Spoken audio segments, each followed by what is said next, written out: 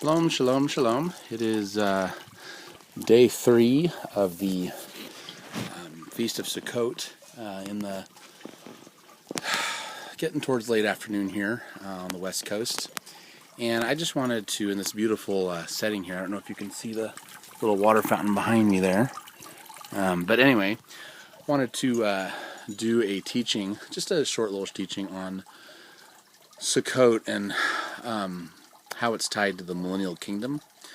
So, if you know your scriptures, you know that once we are resurrected into our new eternal bodies in a twinkling of an eye, as Paul describes in 1 Corinthians 15, it's described in Daniel chapter 12, it's described in 1 Thessalonians chapter 4, and it's described in Revelation chapter 10 and 11.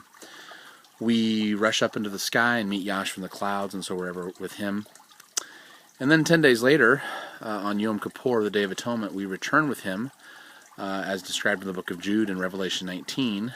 And he returns with us behind him on white flying horses. We burst out of the eastern sky. With the brightness of his coming, he destroys the Antichrist and the beast system. The armies of the beast are slaughtered, and we follow Yahshua as he touches down upon the Mount of Olives. There's a massive earthquake. And then what happens is described in Zechariah 14 and in Revelation 20, and that is the millennial kingdom, a period that will last for 1,000 years.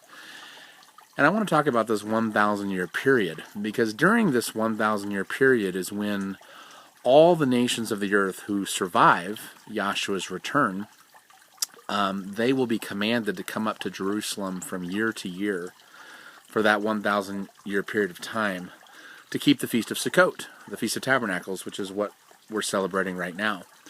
Feast of Sukkot, depending upon the calendar, usually happens anywhere from late September to late October. It's an 8-day feast, and we're dwelling in tents or sukkahs to remind us of when Yah one day will tabernacle with men, or will sukkah with men, which happens at the end of the millennial kingdom with the new heavens and new earth. But during this 1,000-year period, it's said that Yahshua will rule and reign from Jerusalem. He will no longer be the lamb led to a slaughter, but rather will now be crowned king. He will be of the order of Melchizedek, a priest and a king, sitting on his throne in Jerusalem. There will be a temple. This temple is described in the book of Ezekiel, the final 4 chapters of Ezekiel. And in Malachi 3, it says Yahshua will purge and restore the Levitical priesthood, and these Levites will actually be carrying out animal sacrifices. Of course, they won't replace what Yahshua already did on the stake, on the tree when he was crucified. They'll simply point back toward what he did, or they'll just be simply oblations, sacrifices of praise.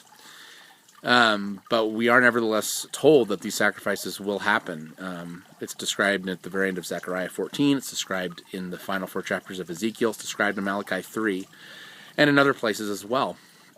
Every jot and tittle of the Torah actually will be upheld and observed during this 1,000-year period. We who were fortunate enough to be resurrected in the Yom Teruah of his return, we will be in our eternal, immortal, angelic bodies. Yahshua says we'll be like the angels, and we'll be ruling and reigning with him, as it says in Revelation 20. This would include all believers who have ever died and are resurrected, those who are remain and alive at the time of his return on Yom Teruah, and those who were beheaded for the Messiah during the Great Tribulation. All the martyrs that ever were, that fell asleep in Christ, will all be resurrected and will be ruling and reigning with the Messiah in Jerusalem.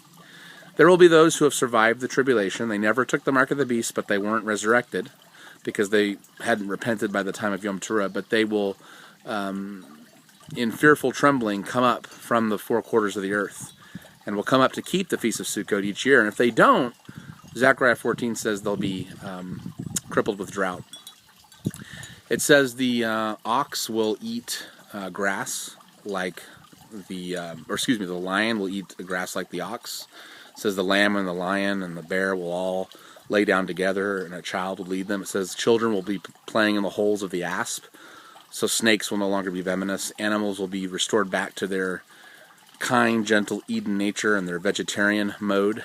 So a good deal of Eden is going to be restored during this time. Now, from my study in scriptures, and I could be wrong about this, but from my study in scriptures, it seems that the land of Israel, Mount Zion and the land of Israel from the River Nile to the Euphrates will be restored to its Eden garden, perfect paradise form. The rest of the earth, however, I'm not exactly sure. It seems like there still will be summer and winter. There still will be sin on the earth, because it says that Yahshua is going to rule with a rod of iron to punish sin quickly, and that those nations who refuse to come up will receive crippling drought. But it does say that there are living waters that will gush forth from Jerusalem to the Mediterranean and to the Red Sea. And these waters will be living waters that will be for healing.